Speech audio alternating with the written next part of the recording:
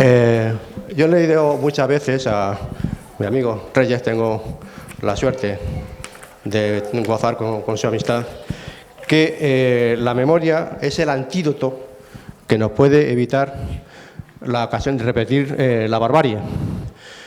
Ayer me parece que fue el aniversario de la liberación por los soviéticos de los campos de concentración y los aliados. Y el mensaje que nos quedó cuando los supervivientes salían, que eran liberados, era nunca más, nunca más, nunca más. Eso nos obliga a imponernos el deber de la memoria para evitar que esto se vuelva a repetir. Lo que pasa es que desgraciadamente estamos viendo que a pesar de todo, pues se repite. De todo esto nos hablará Reyes Mate, que comentábamos antes que esta es la cuarta conferencia que nos va a dar. La primera fue en el 2015 y nos habló de la memoria democrática, pero referida a España.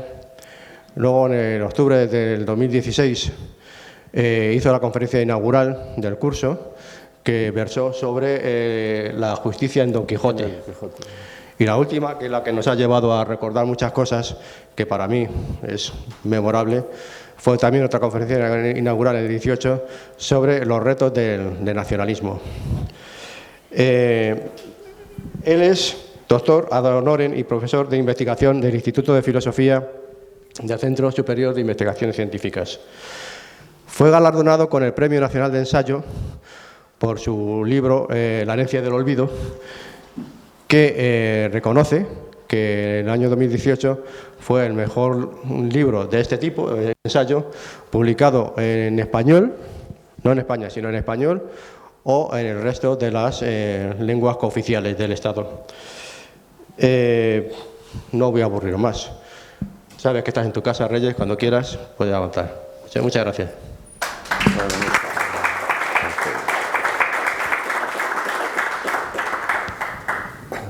Bueno, pues muchas gracias, Eloy, y a la Universidad Popular por la invitación, por estar de nuevo aquí y seguir este coloquio, esta conversación que ya dura unos años, sobre temas que luego a mí me interesan mucho, pero creo que nos interesan a todos, ¿no? Es verdad que sobre esto de la memoria ya hablamos una vez, pero tengamos en cuenta que en este momento hay una ley en el Parlamento que está a la espera, ¿no? Está en trámite con muchas dificultades y no es por casualidad. Entonces, en torno a ella, en torno a esta situación, a esta nueva ley, pues quería hilar unas cuantas ideas, ¿no? Y comunicarlas. Un nuevo proyecto de ley se llama ahora Memoria Democrática. Hubo otra ley, ¿no? La Ley Zapatero desde 2007, que llamamos Memoria Histórica, y que tuvo un gran mérito, y era el mérito de ponernos a las generaciones posteriores enfrente a nuestra responsabilidad histórica, ¿no? Frente a nuestro pasado. En el fondo, esa ley lo que venía a decir es que los nietos tienen que preguntarse en algún momento qué hicieron los abuelos o qué les hicieron a los abuelos, y entender que tienen una responsabilidad respecto a ese pasado. Esta actitud es propia de sociedades sanas y adultas, y a esa altura todavía, 2007, no había en España una ley de memoria histórica. Pero esa ley, que tuvo ese mérito de existir, tenía muchas lagunas. Por ejemplo, el Estado se quitaba de en medio a la hora de las exhumaciones. Lo dejaba en manos de las familias y de los jueces, lo que era una irresponsabilidad. Por otro lado, tampoco quiso entrar en las sentencias de aquellos tribunales, por llamarlos de alguna manera militares, ¿no? Que sin ninguna garantía condenaron a muerte a tantos inocentes.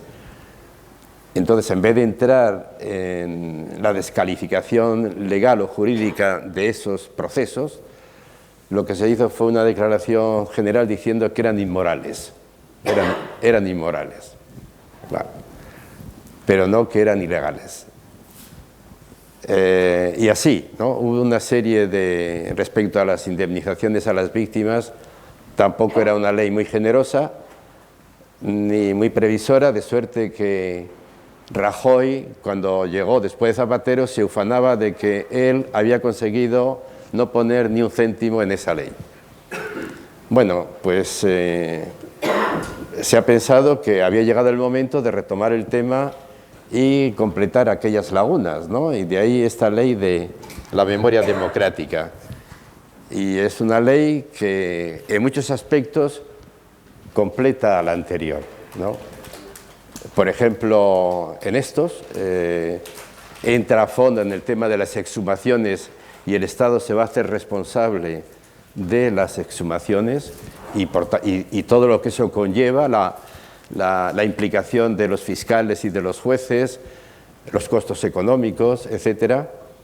O sea, que eso va a ser una responsabilidad del Estado, y eso está muy bien.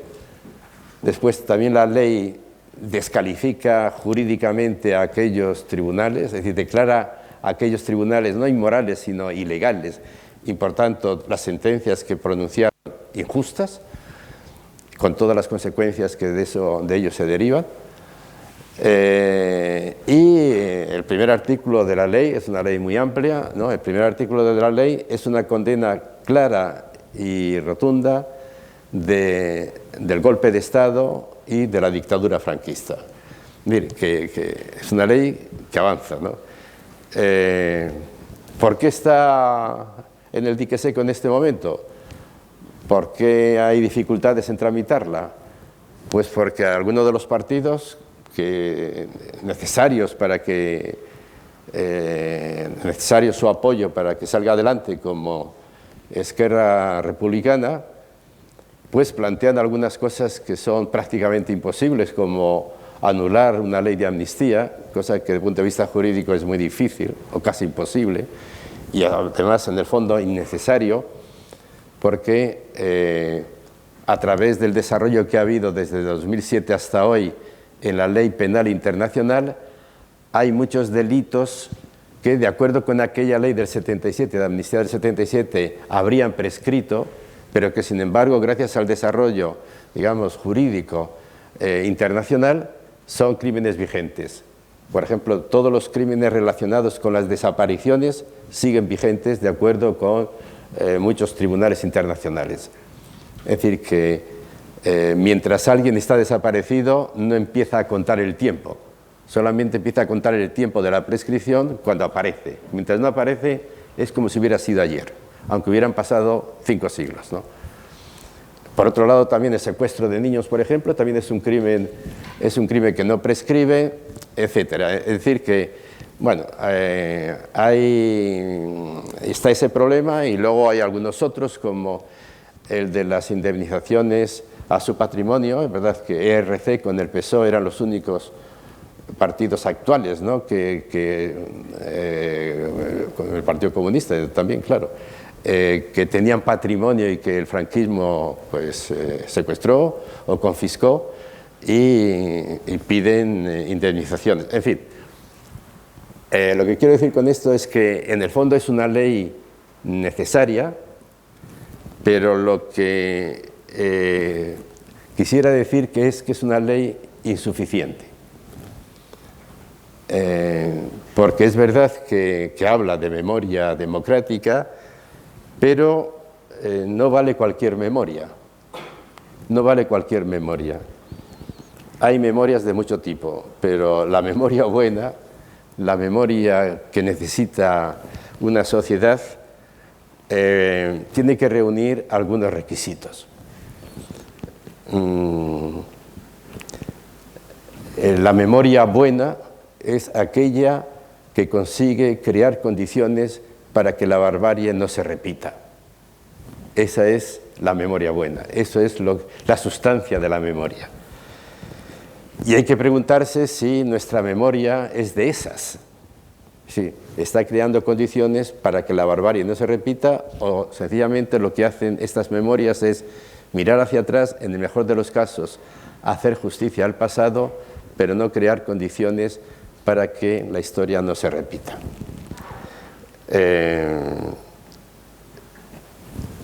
Este año se conmemora el 77 aniversario del final de la Segunda Guerra Mundial y, por tanto, del final de los campos de exterminio.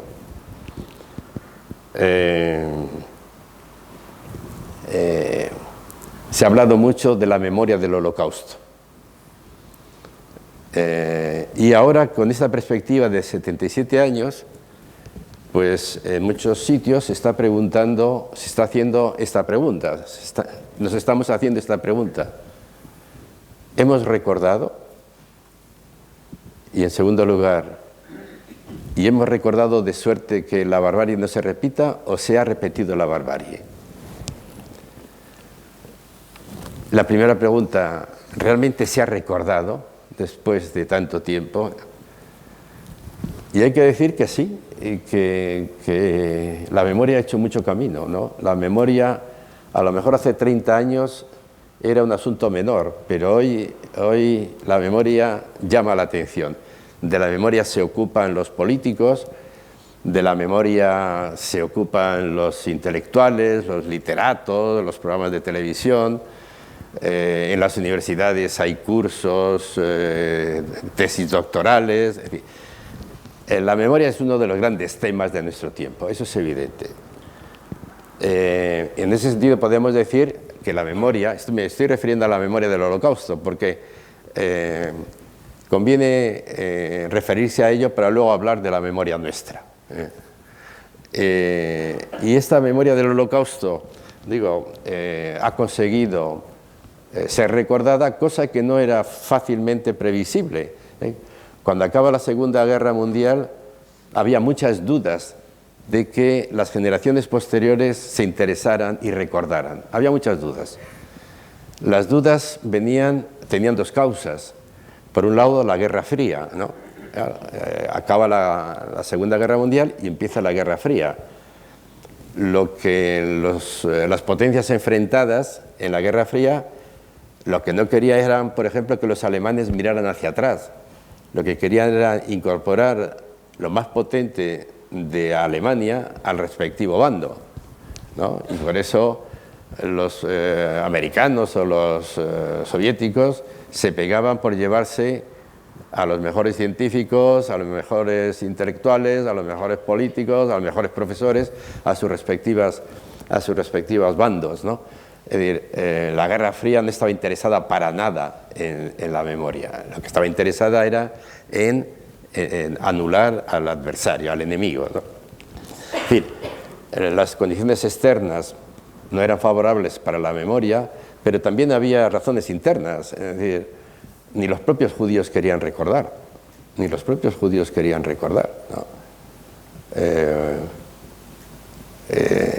Había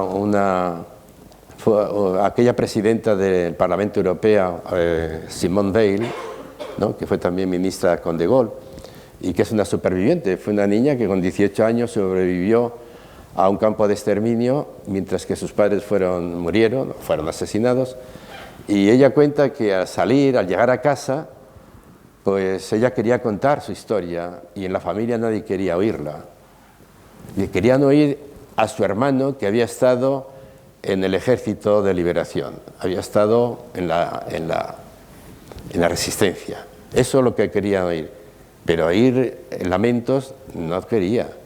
Y Primo Levi, este gran superviviente, pues el hombre escribió sus memorias y nadie quería publicárselas, ¿no? Al final una pequeña editorial se las publicó y en 15 años no vendió, nada. Solo a los 15 años empezaron a llamar la atención esas memorias. Y, en fin, conocemos muchos grandes nombres que escribieron memorias y que no fueron leídas porque decían, son muy tristes, es un resentido, ¿de qué va esto? Es decir, había razones externas y razones internas para que no se recordara. Pero a pesar de todo, pues se ha recordado, es verdad. A pesar de todo eso, podemos decir que hoy se recuerda mucho, lo decía antes, hay cantidad de museos por todos los sitios. Alemania es una memoria viva, ¿no? Uno se pasea por Berlín por los barrios judíos y entonces verá hasta adoquines allí con el nombre del deportado correspondiente que vivía enfrente, y pone allí fulano de tal el día en que fue deportado, sacado de su casa y llevado a un campo de exterminio. Hay monumentos, hay museos, hay conmemoraciones. Está el día 27 de enero, que es el día de la conmemoración de las víctimas del Holocausto. En fin, se ha recordado, se ha recordado. Entonces, el problema, entonces, la pregunta que hay que hacerse es, y con eso, es decir, hemos recordado, está bien, pero ¿hemos conseguido impedir la barbarie o no? Y la verdad es que hay que decir que la barbarie sigue. Se han repetido los genocidios, se han repetido, sigue la xenofobia, sigue el antisemitismo, sigue el anticomunismo, sigue todo aquello que estuvo, que conformó lo que llamamos barbarie del siglo XX, todo sigue vigente, todo sigue vigente. Entonces, lo que hay que preguntarse es si estamos recordando bien, es decir, si nuestra memoria es de buena calidad, o nos estamos equivocando con el modo de recordar, o nos estamos equivocando. ¿Basta eso? ¿Basta esa especie de memoria empática, compasiva con las víctimas? ¿Basta eso? ¿Va de eso? ¿O es otra cosa en lo que estaban pensando los supervivientes cuando hablaban del deber de memoria? Esa es la pregunta que hay que hacerse. Entonces, hay que preguntarse pues por la calidad de la memoria, ¿no? Y hay que decir enseguida que la memoria se entiende de muchas maneras. Hay muchas maneras de entender la memoria, ¿no? Yo he tenido la experiencia en España durante muchos años de lo difícil que era discutir sobre la memoria con historiadores o con políticos, porque cada cual tenía una idea distinta de memoria. Entonces, si no nos ponemos un poco de acuerdo en qué consiste la memoria, pues cada cual se escurre con una memoria y hace muy difícil el debate y, por tanto, la profundización y el avance. Entonces, digamos que hay muchas formas de hablar de la memoria y voy a recordar tres. Hay tres formas de hablar de la memoria. Hay una que es una forma perversa de la memoria. Hay una forma perversa de memoria. Y es utilizar el pasado para apuntalar el presente. Eso es una forma perversa de memoria. Cuando privamos al pasado de su significación, de su poder interpelativo, y lo convertimos en un apaño para que refuerce lo que queremos o lo que pensamos hoy, ¿no? Y eso, desde luego, los maestros en este arte son los nacionalismos, ¿no? Decía Renan, muchas gracias, decía Renan, no hay nacionalismo que se precie que no se invente su pasado, ¿no? Estamos viendo ahora la presidenta de Madrid, las cosas que dice de la historia de España. No se sostiene científicamente por ningún lado, pero que si el Pelayo, que si los moros, que si la conquista, que si la invasión, o sea, son todas formas de interpretar el pasado que en absoluto se sostienen científicamente, pero que sirven ¿para qué? Para potenciar un nacionalismo excluyente actual, ¿no? Entonces, esa es la forma perversa de la memoria. Utilizar el pasado para reforzar el presente. Y es perversa porque privamos al pasado de su significación, privamos al pasado de su fuerza, ¿no? Es como si desposeyéramos a las víctimas de lo único que tienen, que es su clamor por la justicia. Y les dijéramos, vosotros, si lo pasasteis mal, lo tenéis merecido, ¿no? Uso perverso de la memoria. Uso perverso. Hay otra forma que es una utilización justa de la memoria. Y al decir justa, quiero decir entender la memoria como justicia. Entender la memoria como justicia. Y es un uso sano de la memoria, ¿no? Y es el uso que normalmente circula entre nosotros. Cuando hablamos de memoria, un poco va en ese sentido, ¿no? Recurrimos a las leyes de memoria histórica para reparar el pasado, ¿no? reparar lo reparable del pasado, ¿no? Y así, por ejemplo, la ley del 2007, como muchas de las leyes autonómicas, leyes de memoria histórica, pues tratan, por ejemplo, de reparar colectivos damnificados en la guerra, republicanos fundamentalmente, que habían sido desatendidos y que merecían una reparación. Se repara lo reparable con estas leyes de memoria histórica, es decir, con esta concepción justa de la memoria, con esta idea de que la memoria es justicia, se repara lo reparable y también se hace memoria de lo irreparable, ¿no? Se reconoce que hay cosas irreparables, pero se honra la memoria de las víctimas, de los asesinatos, etc. Es decir, se repara lo reparable y se hace memoria de lo irreparable. Y en eso consiste este sentido justo de la memoria. Pero hay un tercer sentido que es el deber de memoria. El deber de memoria, que es el más importante. Es decir, esa memoria de la que esperamos que si existe sea como el antídoto contra la barbarie, esa memoria la llamamos deber de memoria. ¿Y qué es el deber de memoria?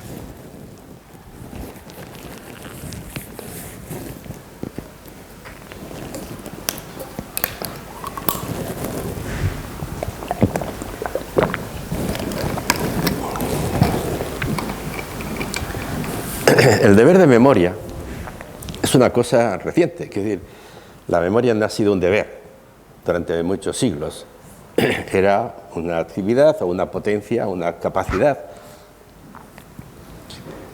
pero no era un deber. El deber aparece, digo que es reciente, aparece el día en que los campos de exterminio son liberados. En ese momento aparece el concepto deber de memoria. ¿Qué pasa en ese momento? Pues pasa que sin que los pocos supervivientes que quedaban en los distintos campos, ocurre que esos supervivientes, sin que previamente se pusieran de acuerdo, coinciden en algo, coinciden en una reflexión. Digo, sin que se pusieran de acuerdo previamente porque no tenían posibilidad de comunicarse. Y la reflexión era, esto no se puede volver a repetir. Esto no, nunca más, nunca más. Y lo que hemos vivido no se puede volver a repetir. Y desde luego, para evitar la repetición de esto, el remedio es la memoria. El remedio es la memoria. Ahí nace el deber de memoria. Hoy casi lo decimos como un mantra, el deber de memoria como antídoto contra la repetición de la barbarie.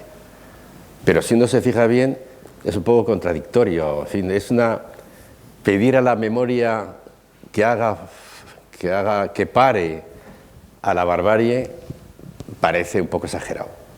La verdad, parece un poco exagerado, ¿no? Es dotar a la memoria de un poder casi taumatúrgico, ¿no? Milagroso. Además, si uno piensa que en aquel momento había mucha gente interesada en que no se repitiera, en acabar con el fascismo, por ejemplo.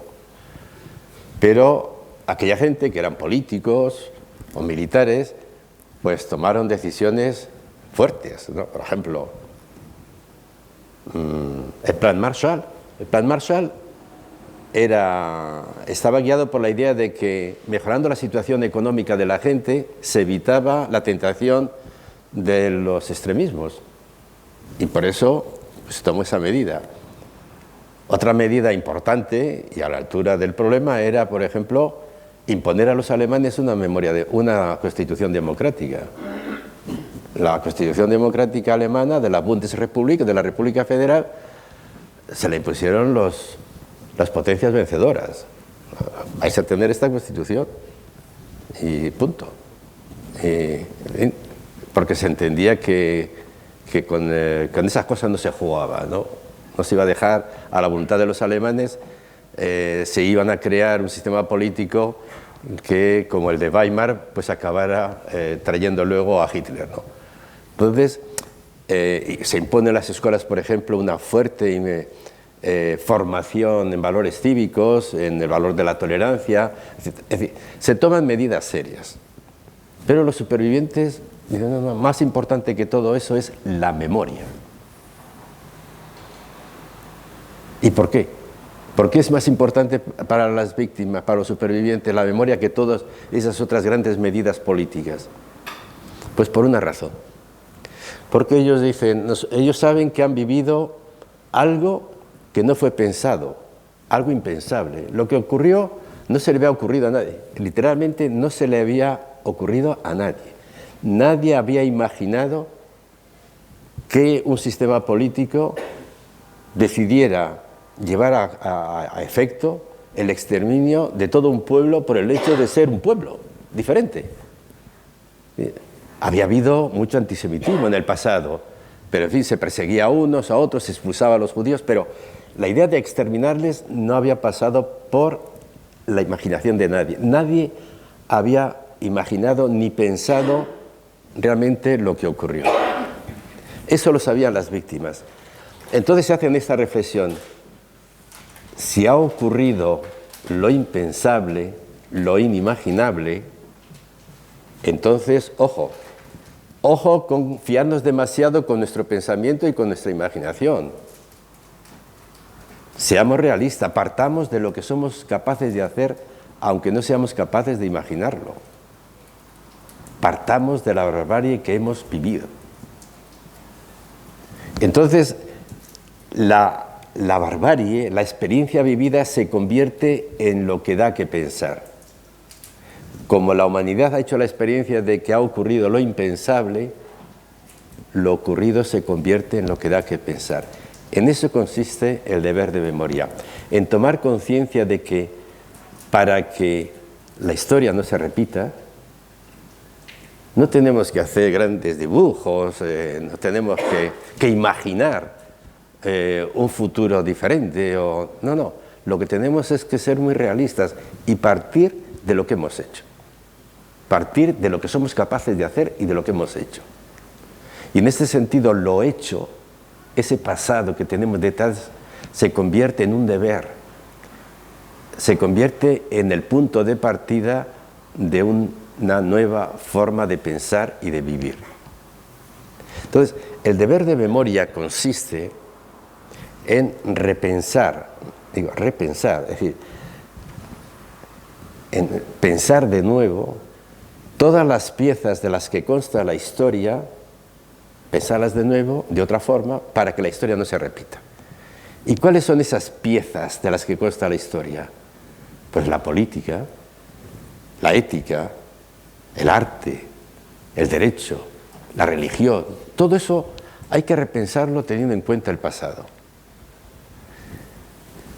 Y este es un programa muy exigente, ¿no? Porque ¿qué significa repensar, por ejemplo, la política, teniendo en cuenta la barbarie? ¿Qué significa? Pues significa cuestionar la lógica política vigente. Consiste en cuestionar el pilar fundamental de la política actual, que es el mismo de la política pasada.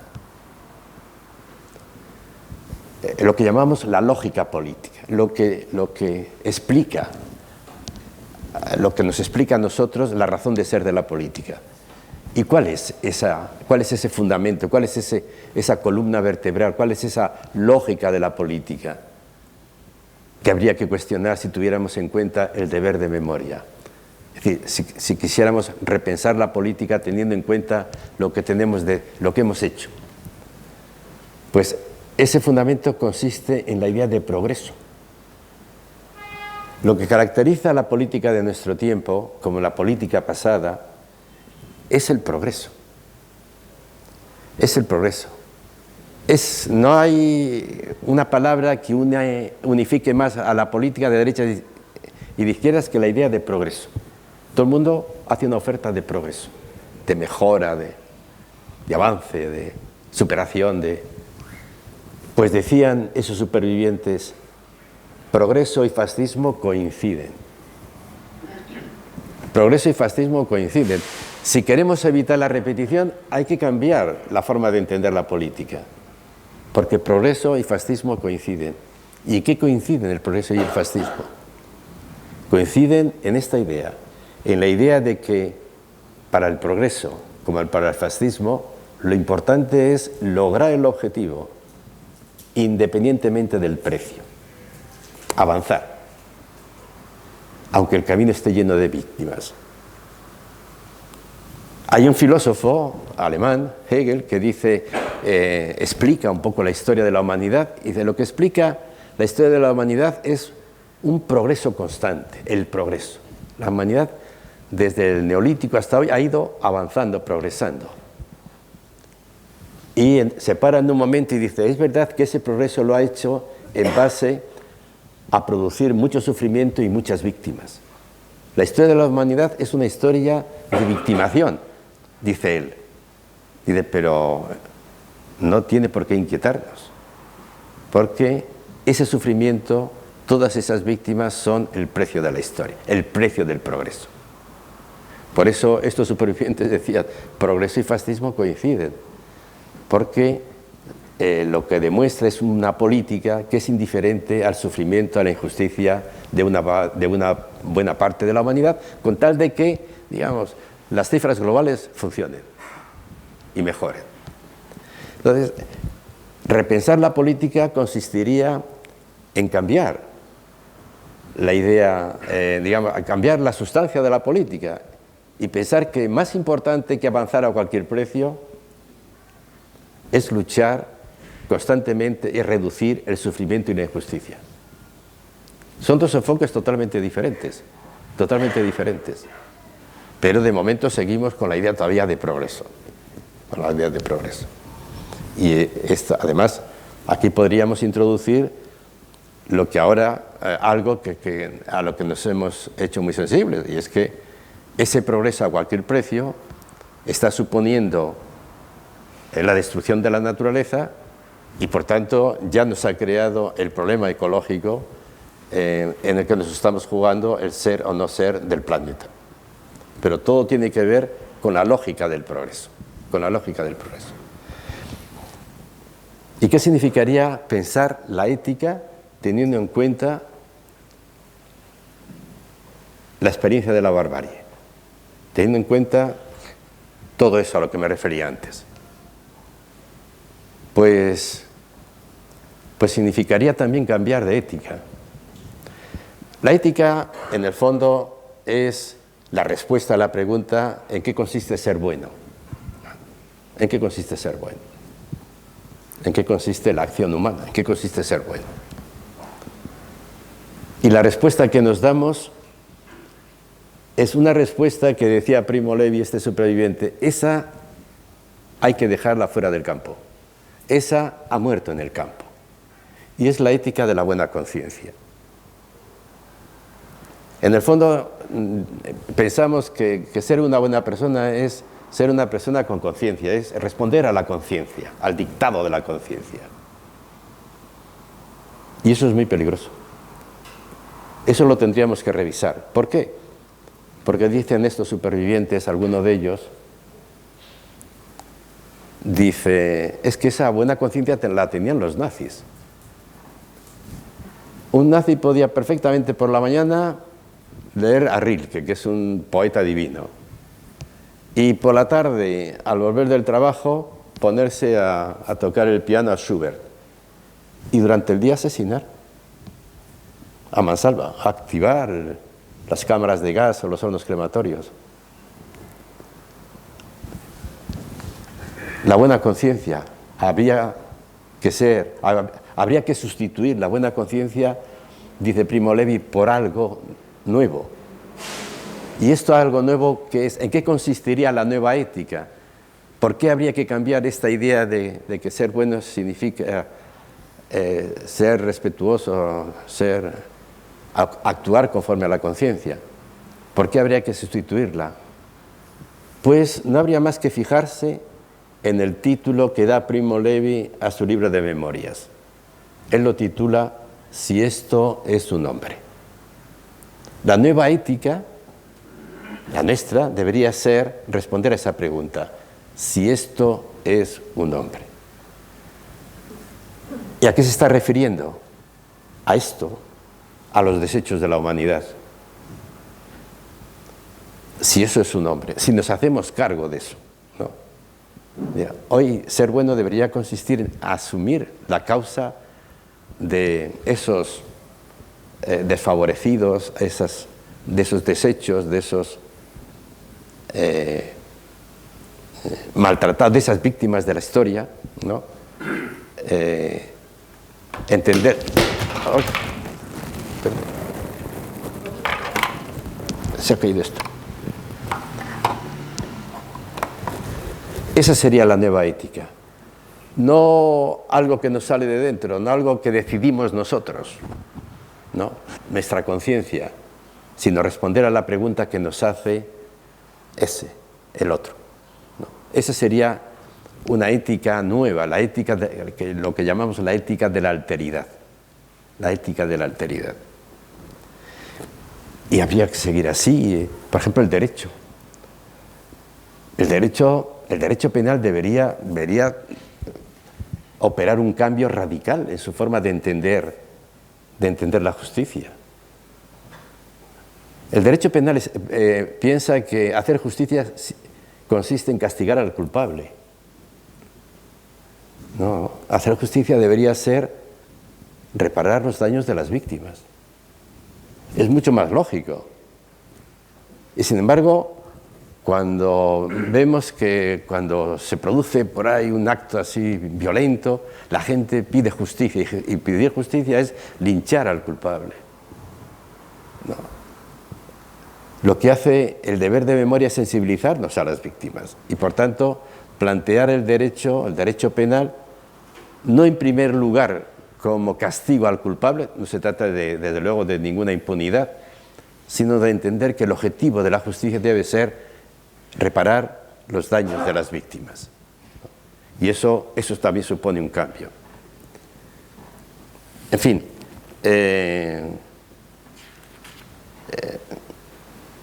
lo que quiero decir es que el deber de memoria, que es estábamos hablando de distintas formas de entender la memoria, y decía, hay un sentido perverso de la memoria, que es utilizar el pasado en provecho del presente. Hay un sentido justo, que es entender la memoria como justicia, y hay un tercer sentido, que es el que está pendiente, que es el deber de memoria. Y el deber de memoria consiste en repensar todas lo que yo llamo las piezas de la historia, ¿no? Todo lo que constituye el armazón de la vida, la ética, la política, el arte, la justicia, la educación, la religión, lo que sea, repensar todo eso, pensarlo de nuevo, es decir, que no nos vale lo recibido, no nos vale lo que estamos haciendo. Hay que crearlo de nuevo teniendo en cuenta precisamente esa experiencia brutal que tuvo lugar, aunque no fuera pensada. Entonces, lo que resulta de lo que voy diciendo es que el deber de memoria es muy exigente, efectivamente, es muy exigente, y por eso se puede decir que está en mantillas, que prácticamente no lo hemos empezado. Esa tarea ingente de repensar la historia, ¿no? A partir de ese mandato que nos daban los supervivientes de repensar la historia para que no se repita, eso no lo hemos empezado, porque es una tarea muy difícil, evidentemente. Y para poder empezar, diría yo, tendríamos que dar un paso previo, cambiar de talante, cambiar nuestra manera de ver el mundo, de entender las cosas.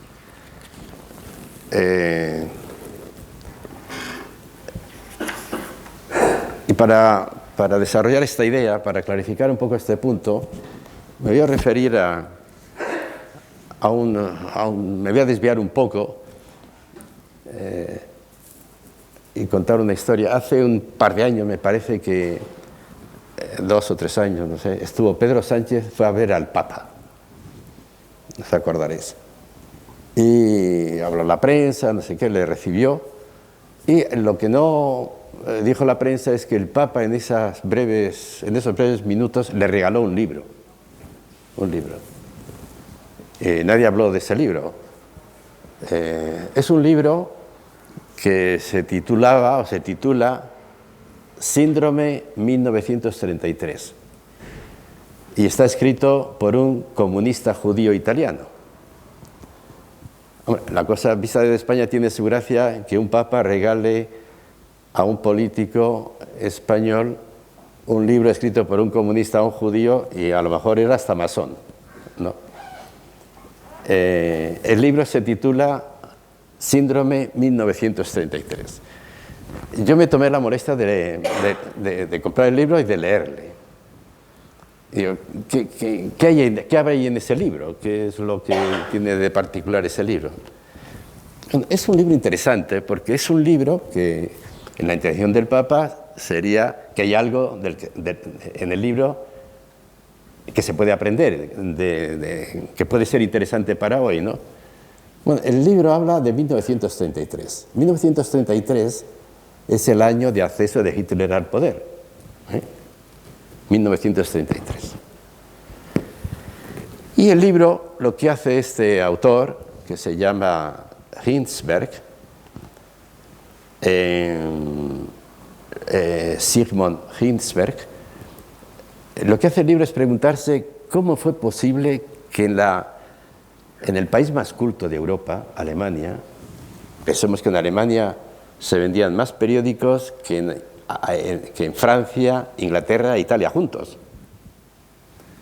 En el país más culto del mundo, Alemania, pues, ¿cómo fue posible que en ese país un grupo de matones capitaneados por un cabo de medio pelo ganaran las elecciones? ¿Qué pasó? ¿No? Esa es la pregunta que se hace el libro. Y la respuesta que da es que Hitler se lo encontró todo hecho. Los demás le hicieron el trabajo. Y él lo que supo fue leerlo. De ahí el título del libro, Síndrome. Entendió que eran síntomas, entendió que los problemas de ese país, lo que estaba ocurriendo, eran síntomas de un mal mucho más profundo. Y él lo que hizo fue ir al mal más profundo. Digo que lo que se encontró fue el trabajo hecho. Los partidos políticos ya se habían encargado de desacreditar la política. Él no tuvo que desacreditar la política, ya se habían encargado. Y da algunos datos. Por ejemplo, en 8 meses hubo en Alemania 3 votaciones para elegir presidente y 3 veces elecciones al Parlamento, en 8 meses. En 5 años, 5 elecciones generales. En 14 años, 13 cancilleres y 21 gobiernos.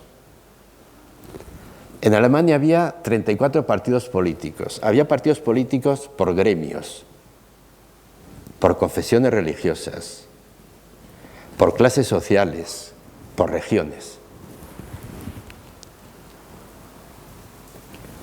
La gente estaba harta. La gente estaba harta de la política. Después, el lenguaje político. Analiza el lenguaje político lleno de insultos, hipérboles, falsas noticias, sectarismos. El perfecto agua para el fascismo. Eso los políticos. Luego los intelectuales ya se habían encargado en las universidades también de minar la sociedad, minar la inteligencia. Los intelectuales habían conseguido dar al viejo antisemitismo, a la xenofobia, a la intolerancia, se les dio una nueva cobertura cultural en base al populismo. En base a la idea de que lo bueno es lo propio y nada tan propio como la raza. Eso es lo nuestro. Y por tanto lo malo es lo otro, lo diferente, lo extranjero. No. Bueno, pues todo esto es lo que se encuentra Hitler. Y entonces él lo que hizo fue sacar las consecuencias. Como digo, él no se metió como un partido más, sino que él leyó todo eso como síntomas de un sistema que estaba destruido. Y entonces, pues hizo propuestas, ¿no? En ese sentido de lectura profunda de la realidad. Dijo, si los partidos están desprestigiados, pues creemos un movimiento nacional, donde estén todos, un movimiento nacional. Si la gente está harta de tantas elecciones, acabemos con ellas mediante un estado de excepción. Si la prensa es un campo de batalla, impongamos un discurso único. Si la gente está cansada de la libertad, apostemos por la seguridad. Entonces, lo que el libro se pregunta es si no están ocurriendo hoy cosas parecidas. Si no están ocurriendo ante nuestros ojos hechos que estamos leyendo como circunstancias, como cosas que no tienen mayor importancia, pero que en el fondo son señales de un deterioro profundo del sistema civilizatorio. Y por ahí va el libro. Dice, aquí hay una serie de problemas que hay que leerlos como síntomas y no como problemas locales, sino como síntomas de un mal profundo. Por ejemplo, la emigración. Emigración. ¿Cómo podemos demonizar la emigración en un mundo globalizado? Pero es que alguien piensa realmente que los problemas que tiene nuestro tiempo son ya solubles en las escalas nacionales. Cuando todo el mundo estamos convencidos de que no. Entonces estamos tratando de una manera muy peligrosa el tema de la emigración. Lo estamos viendo como un problema más y no como el síntoma, ¿no?, de una forma de entender la política localista que está totalmente superado.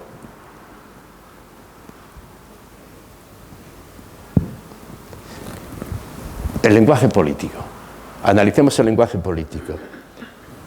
Hay mucha diferencia entre el tono insultante, que era muy insultante de Hitler, y el tono faltón de nuestros políticos. Claro, en ese fango la ultraderecha es imbatible. Los partidos políticos piensan en la gobernanza o piensan en sí mismos. Los intelectuales, ¿dónde están? Están atrincherados, son trincheras, ¿no? Tertulianos de aquí, tertulianos de allá, trincheras. No hay un pensamiento crítico por encima de las peleas. En fin, si queremos realmente repensar la historia y estar a la altura del deber de memoria que decía antes, pues tenemos que tomarnos en serio el mensaje de este libro, y es que deberíamos no frivolizar con los problemas cotidianos. Aquí pasamos de un tema a otro con toda naturalidad. Hoy las escuchas, ayer la corrupción de no sé quién, no sé cuánto. En fin, temas que se van sucediendo y no nos damos cuenta de que en el fondo son señales de un deterioro profundo del sistema.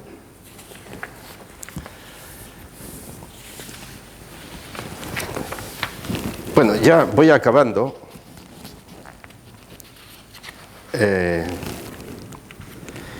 Y luego no quisiera terminar sin hacerme una reflexión, hacerme una pregunta. Y es cómo tendría que ser la memoria para que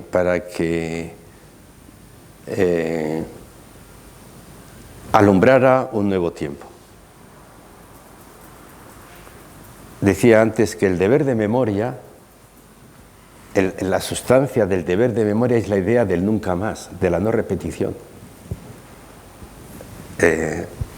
Entendamos que es una cierta contradicción, porque la memoria tiende a la repetición. Es decir, cuando los viejos recordamos es para repetirnos, ¿no?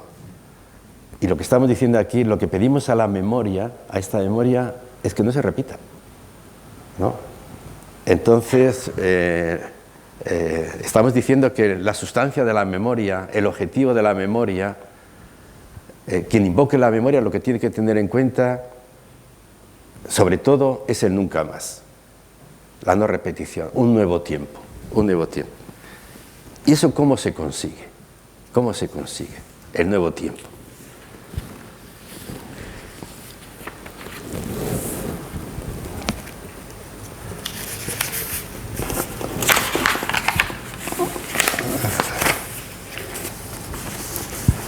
Es que tengo por aquí una nota.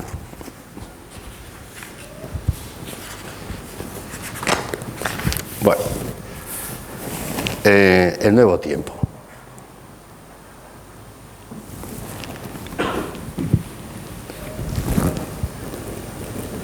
Para conseguir que la memoria precisamente alumbre un nuevo tiempo, hay que tener en cuenta un factor que es muy provocador. Solamente nombrarlo provoca en muchos espanto.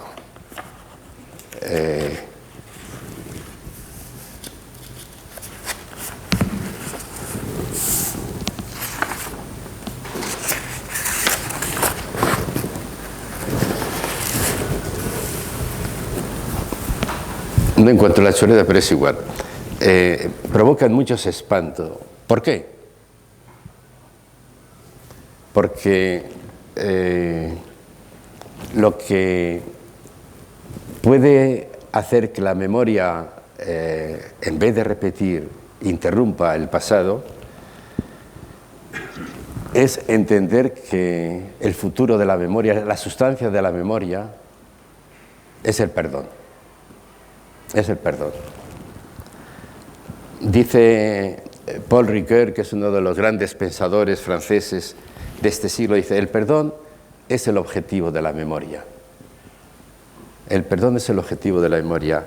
Y Hannah Arendt, que es otra de las filósofas importantes judía, dice: el perdón es la más audaz de las empresas humanas, es la más audaz de las empresas humanas porque hace posible lo imposible.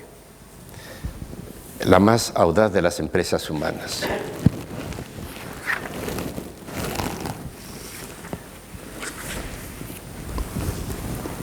El perdón provoca salpullidos porque es una categoría religiosa y moral, como tantas otras, y tendemos entonces a orillarla de la política y de la razón.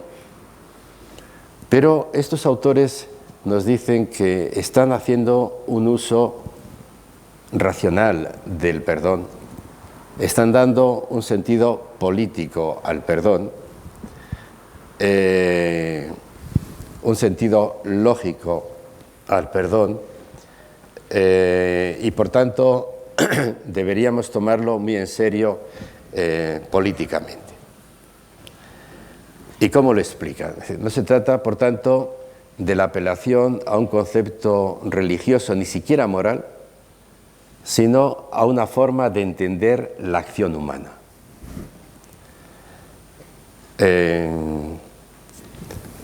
Un acto humano es un acto libre.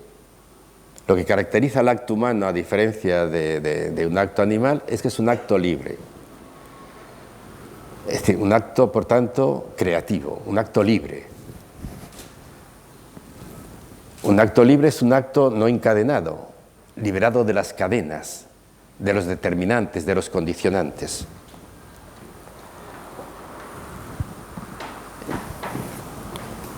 Un acto, por tanto, libre es un acto que no es reacción, que se libera de la cadena acción-reacción, acción-reacción.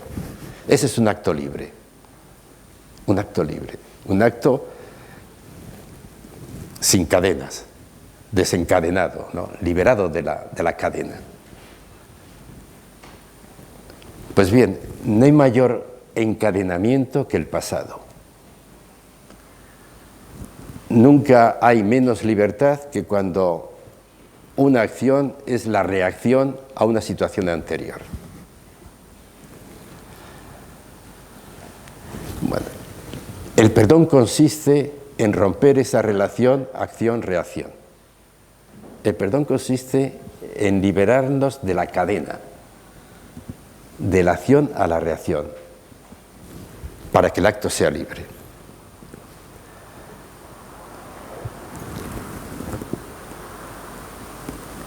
¿Y eso cómo ocurre? Ocurre en el sentido de que proponemos una acción libre cuando miramos al pasado, pero no al pasado que tuvo lugar, sino a lo que el pasado tiene de posibilidades latentes. Sí. Un acto libre mira el pasado. Un acto libre mira al crimen pasado, mira a la injusticia pasada.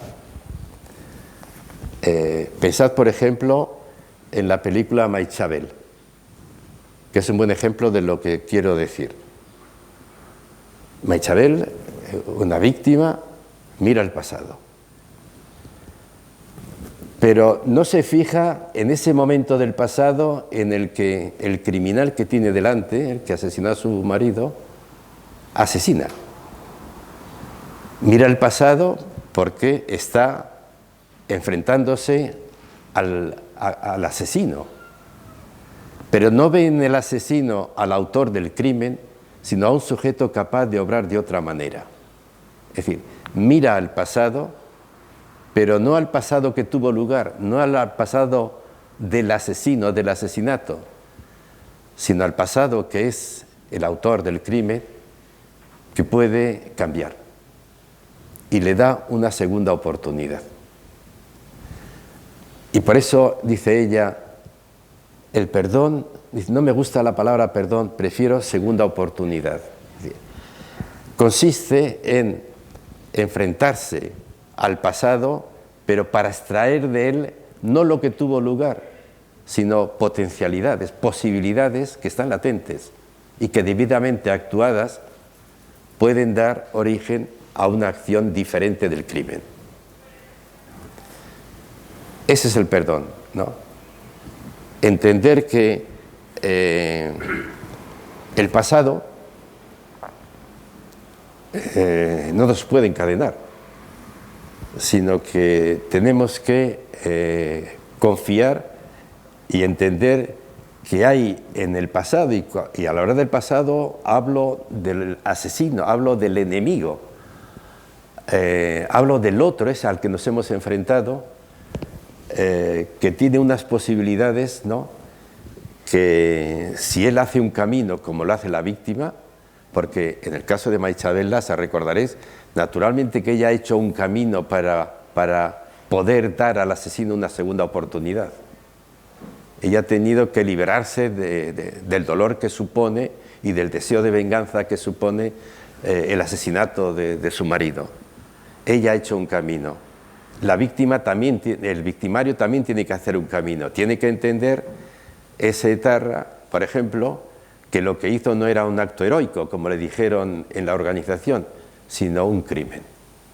Tiene que hacer, por tanto, un camino, reconocer que no hizo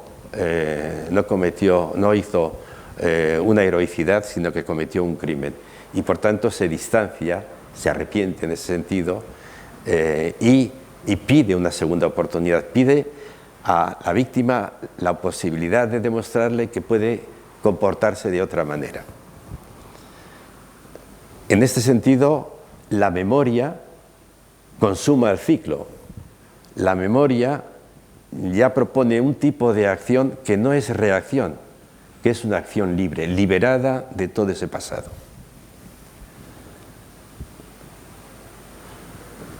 Digo esto, y ya acabo, porque en esta ley de la memoria democrática, a la que me he referido al principio, no hay nada de esto.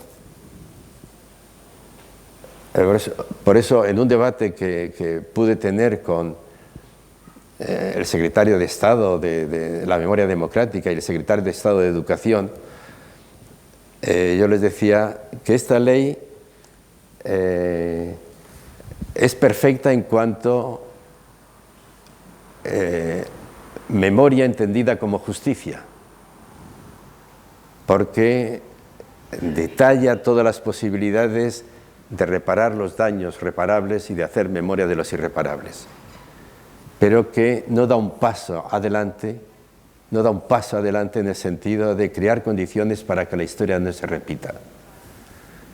Yo les decía, si esta ley, que tiene no sé cuántos, 70 artículos, fuera una ley que se cumpliera, cosa rara en las leyes, se cumpliera al 100%, y de acuerdo con esta ley las víctimas fueran reparadas, los culpables fueran castigados, la memoria fuera restablecida, ¿no?, que es lo que son los objetivos de esta ley, si todo eso se cumpliera, al día siguiente, ¿qué? Estaríamos como antes. No habríamos dado un paso hacia el nuevo tiempo, hacia el nunca más. En el fondo dejábamos las cosas tal cual y por tanto en condición de enfrentamiento. Y me parece que los nombres son importantes. Yo les decía, en vez de memoria democrática, la ley se podía llamar justicia democrática y sería perfecto. Pero si se convoca el nombre de memoria, estamos obligados a pensar las condiciones para que la historia no se repita. Y una de los elementos, ¿no?, una de las reflexiones importantes en ese sentido es la última que he hecho en torno al perdón, o a la segunda oportunidad, si queréis. Es decir, a la idea de que tenemos que tener confianza en el otro, que además de haber sido alguien con el que nos hemos enfrentado, ¿no?, incluso mortalmente, es alguien que tiene una posibilidad distinta, ¿no? Y en este sentido, quien entendió el sentido del perdón, en este sentido que acabo de decir, era Azaña, en aquel discurso del 18 de julio de 1938, cuando decía, pensando en las generaciones posteriores, en nosotros, ¿no?, si queréis organizar el país de otra manera mejor que lo que hicimos nosotros, os digo cómo hacerlo, bajo estas tres premisas: paz, naturalmente, convivencia, piedad, perdón. Bueno, pues esto era lo que quería decir. Gracias.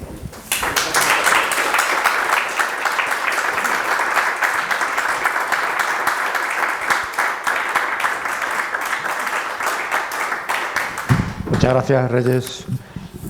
¿Algún interesado?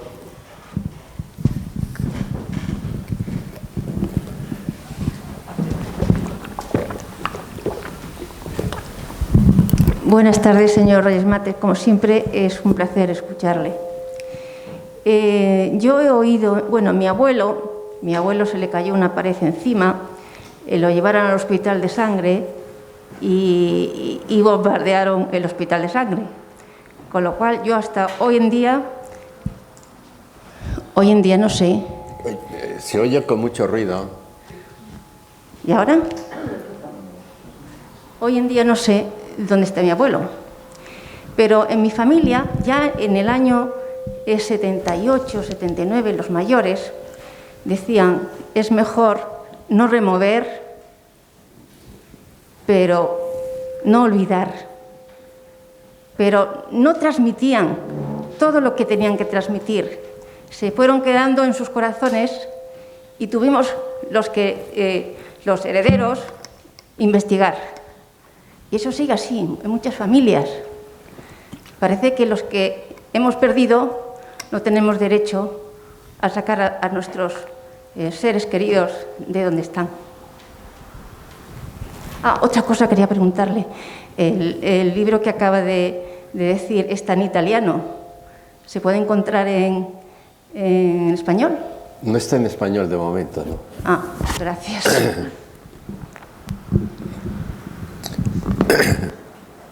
Sí, vamos a ver, es mejor no remover. No, hay que remover, por eso hablar de la memoria es remover. Naturalmente que hay que hablar del pasado y hay que exigir responsabilidades, y por eso esta ley, y como la anterior, van en ese sentido y dicen cosas muy importantes. En estas leyes se reconoce la injusticia que se cometió con tantas víctimas y se declaran culpables a los culpables y se crea una fiscalía para que, en la medida en que esos delitos son todavía perseguibles, se persigan. Es decir, no, se trata de hacer justicia a ese pasado, no dejarle tal como los franquistas lo dejaron. No, se trata de revisarlo y de hacer justicia totalmente, ¿no? Lo que yo digo es que no basta eso, no basta hacer justicia al pasado. Para eso no hace falta hablar de memoria. Es decir, los jueces españoles no necesitan ninguna ley de memoria democrática para perseguir a los perseguibles todavía criminales franquistas. Con las leyes internacionales lo podrían hacer, si quisieran. Lo nuevo de una ley de memoria es precisamente esto, además de hacer justicia, crear condiciones para que la historia no se repita. Y entonces hay que ir más allá de la justicia, pero en absoluto significa esto impunidad. No, la justicia hasta el final. Pero además de justicia hay que pensar en el futuro. La justicia mira atrás, la memoria hacia adelante.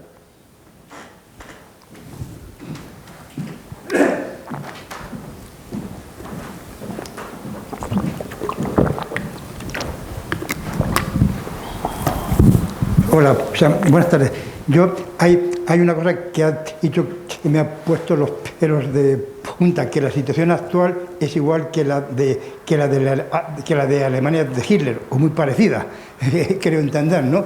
Me dices así. Y otra cosa, el deber de memoria. Yo la verdad es que no acabo de ver cómo se puede plasmar eso en la ley. Porque, ha dicho Isabel, pero claro, es una acción personal de una persona que perdona.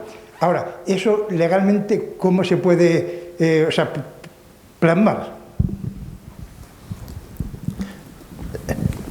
Primero, cuando se explica la ley, en la declaración de intenciones, ¿no?, el prólogo de la ley, que es muy largo, ahí se puede decir que el alcance de la memoria no solamente mirar al pasado, sino crear las condiciones para el futuro. Y eso lleva a desarrollar un ánimo, un talante de comprensión del otro, de interés por el otro. En esta ley, por ejemplo, no hay ni una sola mención a las víctimas franquistas. Pero ¿por qué no reconocer que también dentro del orden republicano hubo abusos y se produjeron víctimas? Tan víctima como el maestro socialista asesinado por ser un buen maestro socialista era la monja que fue asesinada por unos brutales anarquistas porque era una monja religiosa. Son igual de víctimas. Entonces, ¿por qué la ley no atiende a las dos? Solo mira a un lado, y tan víctima es una como otra. Es verdad que la significación política de unas víctimas y de otras es diferente, porque la víctima republicana era considerada por la República como alguien objeto de un delito, y la República perseguía al delincuente como un asesino. Perseguía al que había matado a la monja, le perseguía como un asesino, mientras que en el bando franquista, digamos, el asesinato formaba parte de la estrategia, digamos, era premiado, ¿no? Es como el crimen muchas veces hablando de la diferencia entre el crimen del GAL y el crimen de ETA. Naturalmente que ha habido víctimas del GAL y ha habido víctimas de ETA, pero la significación política es muy diferente, porque para el Estado el GAL era un grupo de delincuentes y por eso hubo un ministro que fue a la cárcel, mientras que para ETA, ¿no?, el asesino era un héroe. Entonces, esas son las significaciones diferentes, pero nada de esto hay en la ley. Y pensando que la ley tiene una gran preocupación por llevar a la escuela, hay formas de llamar la atención, de favorecer este espíritu de comprensión del otro, que está totalmente ausente. La ley está únicamente centrada, digamos, es justiciera. Y le falta ese punto compasivo que es propio de la memoria. ¿Eso cómo se concreta? Naturalmente se concreta con un espíritu, y eso se transmite, se puede transmitir, aunque luego sea muy difícil a lo mejor concretarlo en artículos, aunque eso sí, un artículo se puede, sí, considerar víctimas no solamente a las de un lado, sino a las de otro, eso se puede hacer y no se ha hecho. No se ha hecho. Entonces, eso es lo que me parece que es insuficiente en esa ley, ¿no? Hola. Bueno, lo primero es darle las gracias por la conferencia que nos ha dado. Y mi pregunta prácticamente la ha hecho mi amigo Berna, que acaba de preguntarle. Pero yo la verdad es que me voy bastante preocupado también, ¿no?, después de escucharle a usted.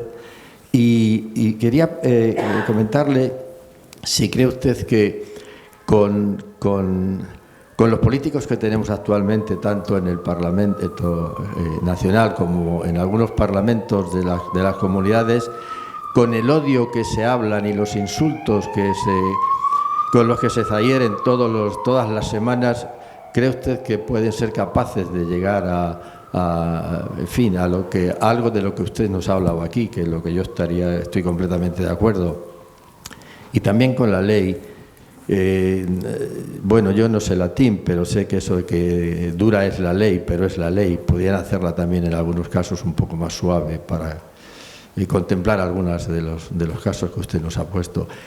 Y bueno, ya prácticamente nos ha ido usted contestando a casi todas las preguntas que a mí se me iban ocurriendo para hacerle. Pero muchas gracias. Gracias. Sí. Yo creo que uno de los problemas que yo noto en los políticos españoles es que no saben de casi nada. Es decir, son políticos, y no es un juicio moral el que hago, sino que casi todos tienen una extracción de las juventudes de sus partidos, y les falta, y eso se nota cuando comparas con políticos de otros lugares, que tienen una idea, tienen la historia detrás, tienen una visión del conjunto de la sociedad, y aquí no, aquí es un poco, son gente formada en la batalla dialéctica a corto plazo y que yo creo no se dan cuenta de la trascendencia de sus propias acciones, ¿no?, de su lenguaje, por ejemplo, esta facilidad con la que se amenazan, se retiran, los apoyos se dan, se quitan, se vende, se mercadea. Yo creo que la sociedad española tendría que hacer una reflexión sobre sus políticos, ¿no? Recuerdo que Platón decía, un político tiene que tener 10 años de formación general, 5 de filosofía, 10 de prácticas y 5 de especializaciones. Casi 30 años. Y después ya puede empezar a hacer política. Es decir, el político, y Aristóteles decía, el político tiene que ser un hombre virtuoso. Y hoy hablas de eso y la gente relaciona esto de virtuoso con ser honesto, ¿no? No, el virtuoso para Aristóteles, un político virtuoso es, primero, es un ser adulto. Es decir, alguien que ha demostrado que en lo suyo es bueno,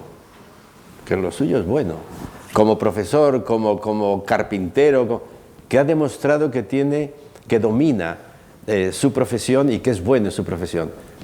En segundo lugar, que sabe del tema del que es responsable, del que sabe, ¿sí? Pues sabe que si eres economista tienes que saber de economía, si tienes que saber de medicina, si eres de salud, en fin. Ser adulto, por un lado, conocer el tema, y en tercer lugar, dice Aristóteles, haber demostrado que aguantas las presiones, que cuando tomas una decisión justa, la sostienes por mucha presión que...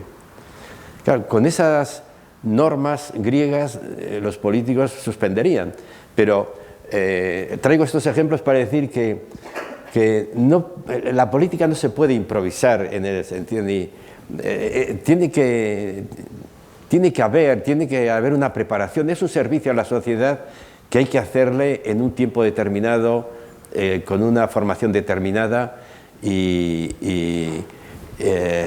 hasta ahora lo que vale es haberse manejado bien en las juventudes de los partidos respectivos. Casi todos miras por ahí y todos tienen ese mérito, ¿no?, que han sobrevivido a sus pequeñas peleas.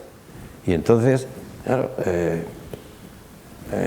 son políticos peligrosos, ¿no?, en este sentido de que no son conscientes del calado de sus acciones y de sus decisiones, ¿no? Y por eso puede venir en cualquier momento un cabo como Hitler, pero listo, que lee todo eso y saca las consecuencias, y la gente le sigue. Buenas tardes, muchas gracias por tus palabras. Y luego yo me he planteado, según te estaba escuchando, si era conveniente que yo asistiera, porque efectivamente me has dejado muy preocupado, más preocupado de lo que ya estaba, ¿no? Veamos, me remito al tema que acabas de comentar ahora mismo, de la década de los 30 del siglo pasado, cuando Hitler accedió al poder. Voy a usar un tópico. Los pueblos que olvidan su historia están condenados a repetirla. Yo dudaba de esas palabras, de esas frases, pero resulta que mirando las primeras décadas de siglos anteriores me doy cuenta que se van repitiendo, incluso en las pandemias. Hemos tenido pandemias en las primeras décadas de cada siglo, ¿no? Y ahora acabamos o estamos saliendo de la última, ¿no? Mi planteamiento es, si en las primeras décadas de cada siglo no hemos sido capaces de darnos cuenta, y nuestra memoria ha olvidado precisamente esas primeras décadas de cada siglo, en la situación que nos encontramos ahora, que tú has expuesto muy claramente, es posible que tengamos que ir pensando en que vamos a vivir una década de los 30 e incluso de los 20 similar a la del siglo pasado, si no nos ponemos de acuerdo, si no utilizamos a lo mejor, yo diría que más que el perdón, la comprensión, la tolerancia entre unos partidos y otros, que no haya el cachondeo que hay ahora mismo con la izquierda andaluza, por ejemplo. Tendremos que aguantarnos los machos con perdón y prepararnos para eso.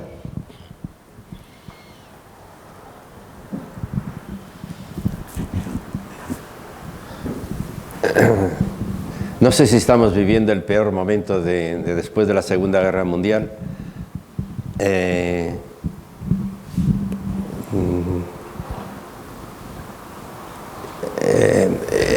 Europa tomó decisiones después de la Segunda Guerra Mundial que han sido muy beneficiosas, ¿no? Entendió, por ejemplo, que las dos guerras mundiales son resultados de nacionalismos. Es decir, la Primera Guerra Mundial es impensable sin el nacionalismo alemán y el nacionalismo francés.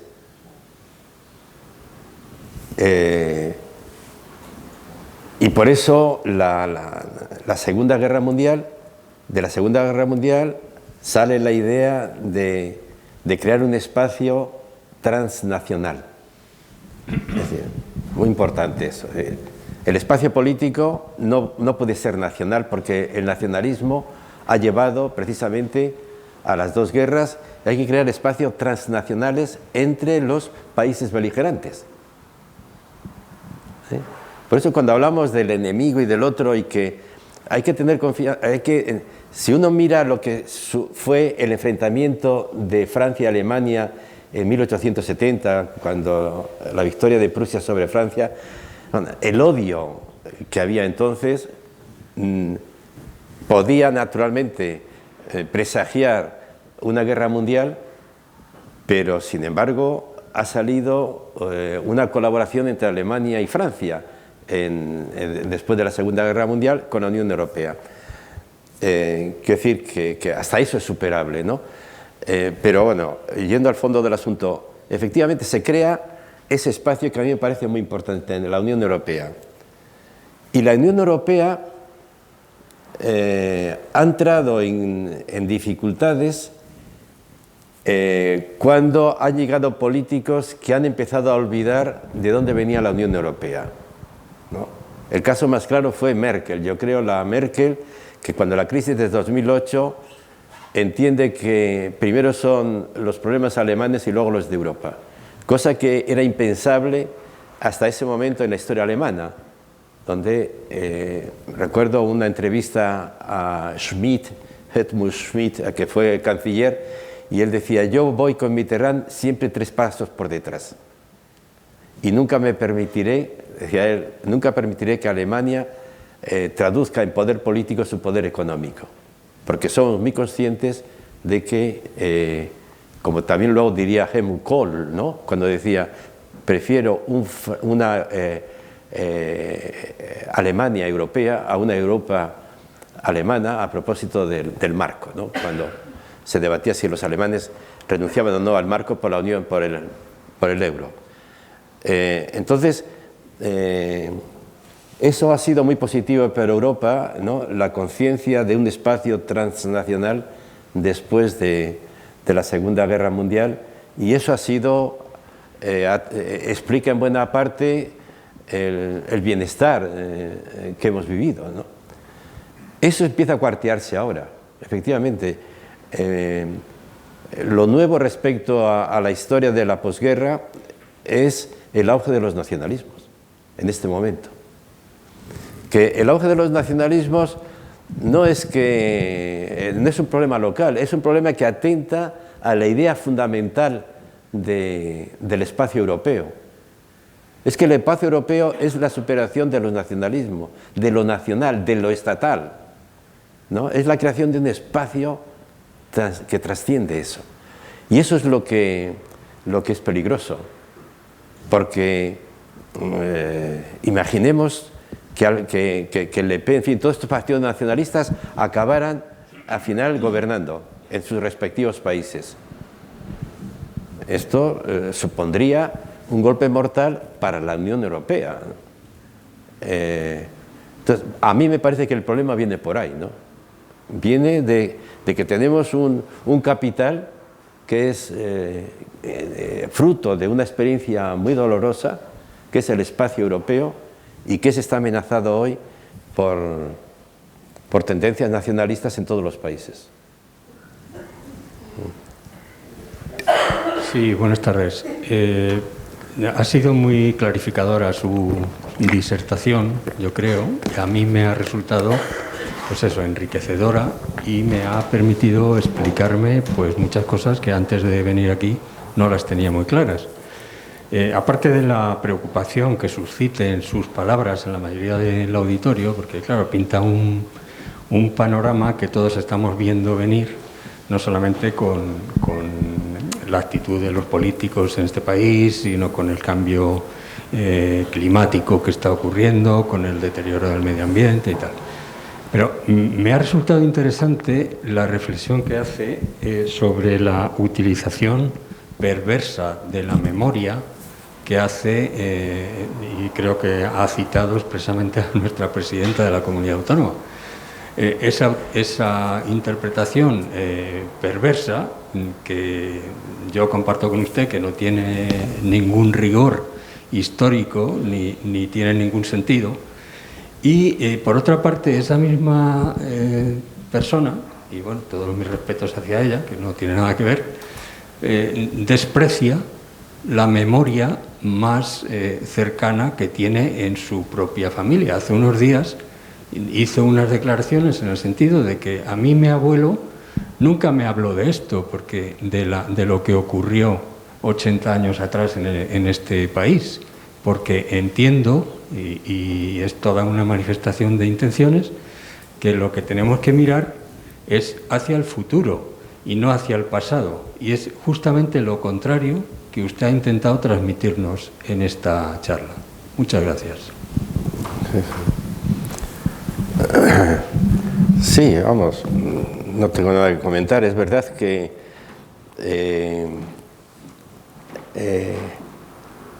hay políticos interesados en el olvido, ¿no?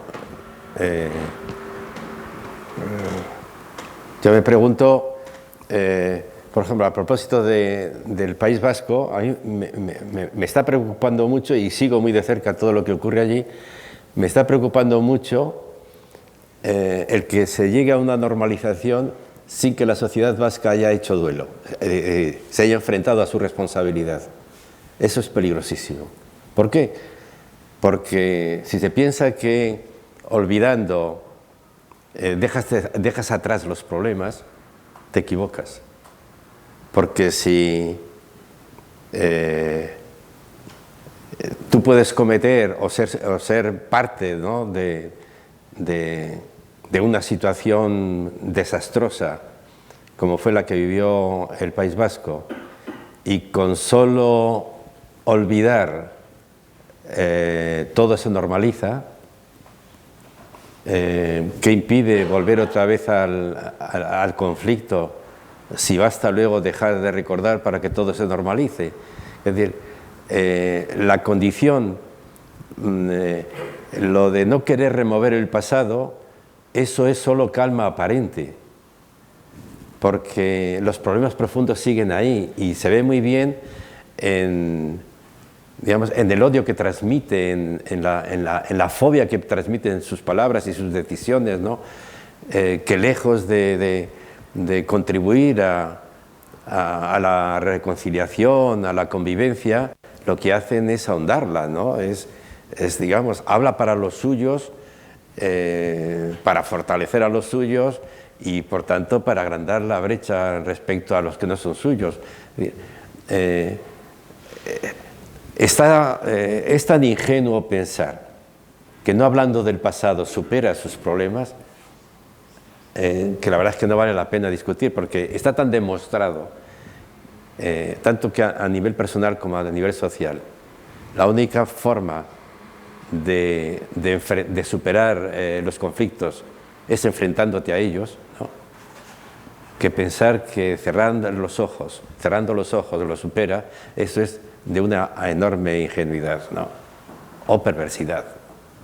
Entonces, eso forma parte de estos políticos ingenuos o perversos, que no sabes muy bien cuál es la frontera a veces, ¿no?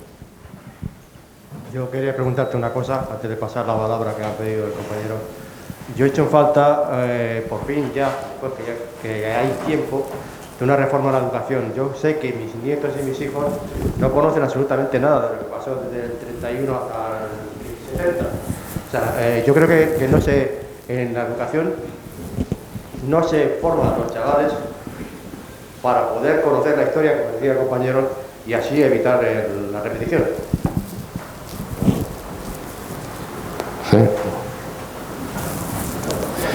Bueno, la sociedad española es fundamentalmente una sociedad amnésica, ¿eh?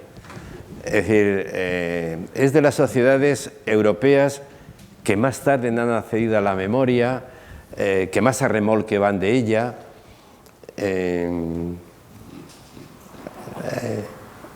Estamos instalados en la amnesia, ¿no? Y pondría un ejemplo, ¿eh? Uno podría esperar que la inteligencia española más progresista estuviera por esta labor. Pero os voy a dar una serie de nombres y todos están en contra de la memoria. Juan Luis Cebrián, Fernando Savater, Muñoz Molina, Cercas,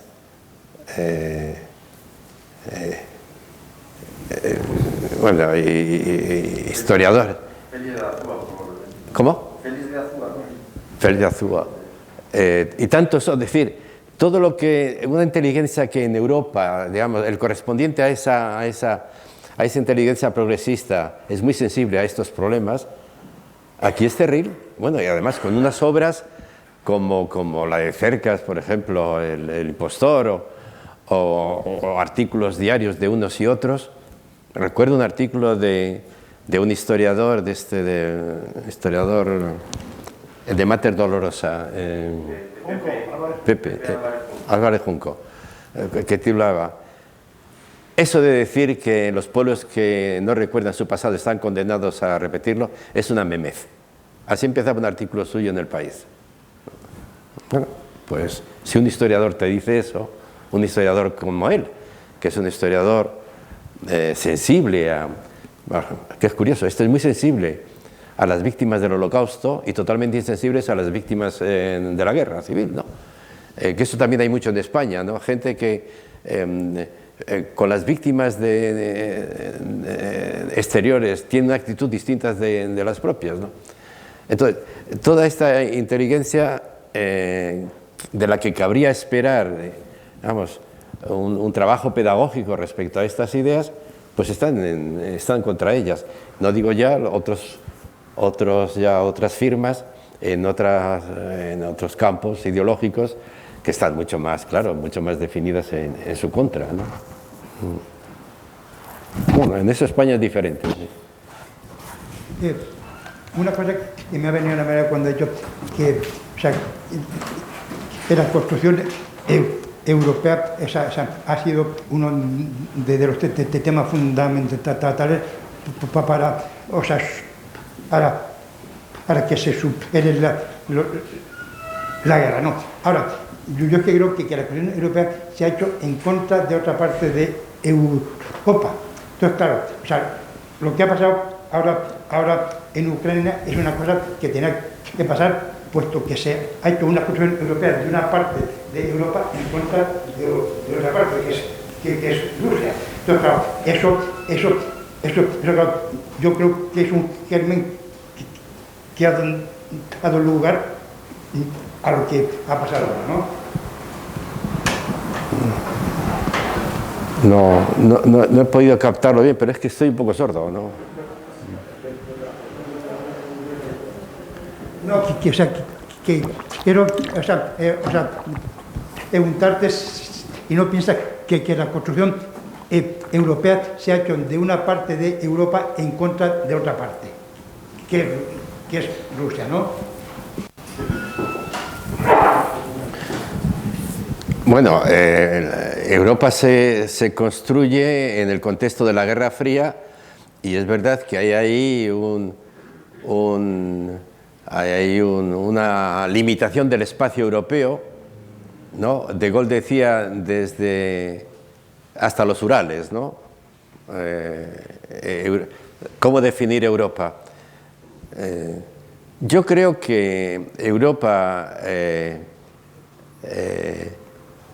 cuando se define a sí misma, cuando sea realmente un espacio político real, y no esté, por tanto, tan condicionada a los intereses norteamericanos, yo creo que podrá establecer un tipo de relación con el resto con vecinos, incluyendo la Unión Soviética, Rusia o Ucrania, pacíficos, ¿no? De eso no me cabe la menor duda. Lo que pasa es que en este momento yo leo la crisis o el enfrentamiento con Rusia porque Europa está pillada entre un enfrentamiento entre Estados Unidos y Rusia y China. Yo creo que Europa realmente no tiene mucho que ganar en esta guerra. Quien tiene que ganar son otros. Europa, digamos, por esas complicaciones de la OTAN, está implicada de una forma que si hubiera tenido autonomía en la decisión, seguramente se hubiera comportado de otra manera. En fin, el tema ucraniano yo creo que es otro tema, pero a mí me parece que lo que ha habido es una provocación de la OTAN constante a Rusia en estos años. Aquel acuerdo de Gorbachev con Bush diciendo la OTAN, dice, ni una pulgada más en dirección a Rusia, o sea que no se iba a extender más. Hay un acuerdo entre ellos y sin embargo hay 14 países que se han incluido en la OTAN, pues eso es una provocación. Pero en fin, eso ya es otro tema, el tema de Ucrania, ¿no?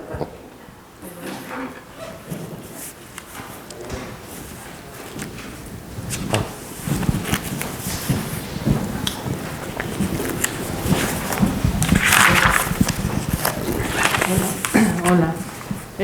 Si no lo he entendido mal, refiriéndose, cuando se ha referido al País Vasco, como que se trata de olvidar lo que pasó. No lo sé. Entonces, para mí, de mi forma de entender, el hecho de que se hayan venido a legalizar una situación a través de un partido político debería ser una forma de normalizarlo y no de dar marcha atrás, ¿no? Y estar continuamente invocando lo que ocurrió. Eso sería también actuar, o sea, reconociendo esta situación legal, sería una especie de perdón, entre comillas, a lo que pasó en su día y también de reconocimiento de que eso sucedió por parte de estas personas que constituyen esa afiliación política y que están dispuestos a actuar de diferente forma. Entonces no he entendido muy bien qué ha querido decir ahí cuando se ha referido a que han olvidado esa situación de ETA, concretamente. Sí, bueno, lo he dicho muy deprisa, me lo explico mejor ahora. Mire, en el año 1966 se publicó en Alemania un libro que llamó la atención de dos psicoanalistas famosos, era la familia Mitscherlich, y era La incapacidad de los alemanes para el duelo, se titulaba aquel libro. Fue un libro que llamó la atención, 1966, es decir, más de 20 años después del final de la guerra. La tesis del libro era que los alemanes no habían sido capaces de hacer duelo y por eso seguían siendo iguales. Entendían por hacer duelo haber asumido sus responsabilidades. Es decir, los alemanes se habían identificado con un ser querido, el más querido de todos, que era Hitler. Y cuando Hitler es vencido, todo el mundo mira para otro lado, ¿no? Nadie quiere asumir las responsabilidades. ¿Cuál era la consecuencia? Decían estos psicoanalistas 20 años después. Los alemanes siguen siendo igual de anticomunistas, igual de antijudíos, igual de xenófobos, igual de paternalistas. Es decir, no habían cambiado nada. Habían cambiado las circunstancias externas, pero ellos no habían cambiado nada. Entonces, para cambiar realmente, tenían que hacer duelo, es decir, asumir sus responsabilidades. Y eso lo hacen los alemanes a finales de los años 70. A partir de los años 70, los alemanes se enfrentan a su responsabilidad. Y por eso han cambiado, Bueno, pues es un poco eso es lo que yo quería decir con el País Vasco. En el País Vasco, muy bien, lo de la legalización de un partido, a mí eso me parece excelente, pero el que ese partido no reconozca sus responsabilidades, y más allá de ese partido, que la sociedad vasca que apoyó directa o indirectamente, porque es que ETA no fue posible sin el apoyo de la sociedad vasca. Recomiendo la lectura de Patria, ¿no? Está clarísimo, esa sociedad era así, fue una sociedad envilecida por la violencia terrorista, pero al mismo tiempo la violencia terrorista estaba alimentada por esta sociedad. Entonces, esa sociedad tan envilecida no cambia porque olvide, no cambia. Tiene una responsabilidad ahí. Si quiere cambiar realmente, tiene que enfrentarse a ese pasado. Yo creo que el camino del País Vasco es el que marcó el grupo de Nanclares de Oca. Estos exetarras del que sale precisamente Ibón, el asesino de Maichabel. Este grupo que sí reflexiona sobre su responsabilidad. Entonces, cuando reflexionas sobre tu responsabilidad, naturalmente que puedes cambiar. Si no, no cambias.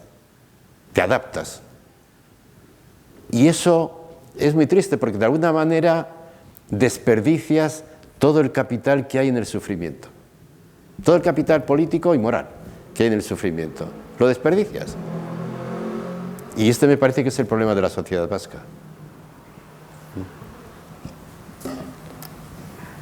Bien, pues, muchísimas gracias.